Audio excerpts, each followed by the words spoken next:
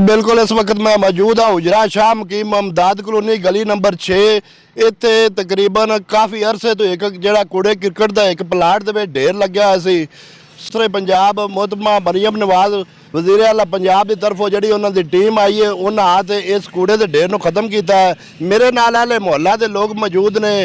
जी हम गली नंबर 6 इमदाद कॉलोनी के रहने वाले हैं।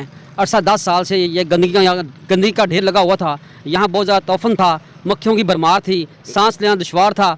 हम तहे दिल से शुक्रगुजार हैं साफ़ सुथरा पंजाब की टीम का जिन्होंने हमें इस तोफन से हमारी जान छुड़ाई ताकि हम सुखा सांस लें। हम एक दफ़ा फिर शुक्रिया अदा करते हैं साफ़ सुथरा पंजाब की टीम का जिन्होंने बहुत अच्छा काम किया। मेरे नाल जड़े अहले मोहल्ला के जिन्ने भी लोग ने मौजूद ने और साफ सुथरा पंजाब की टीम दे साफ सुथरा पंजाब जड़ा वज़ीर आला पंजाब की तरफों टीम बनाई गई उन्होंने बेहद मशकूर ने कि उन्होंने जड़ा अरसा दराज तो ढेर लग्या हुआ सी कूड़े क्रिकेट का उन्होंने तो उन्होंने जान छुड़ाई है। इहदे नाल ही बीमारियां फैलदियां सी शहरियां दे विच मच्छरां की वजह तो बहुत ज़्यादा बीमारियां फैलदियां सी और असी एप्रीशिएट करने वज़ीर आला पंजाब मोहतरमा मरीम नवाज साहबा नूं और साफ सुथरा पंजाब की टीम नूं कि अज तक पंजाब दे विच इस तरह डोर टू डोर किसी बंदे ने भी जाकर सफाई नहीं की। अज तक डोर टू डोर पंजाब सुथरे पंजाब की टीम जाती पई है और कूड़ा क्रिकेट लैंदी पई। तुसीं वेख लो रोड साफ ने, गलियां साफ ने, एक रोज़ डेली बेस ते टीमां वर्क कर रही ने, काम करदियां पईयां ने।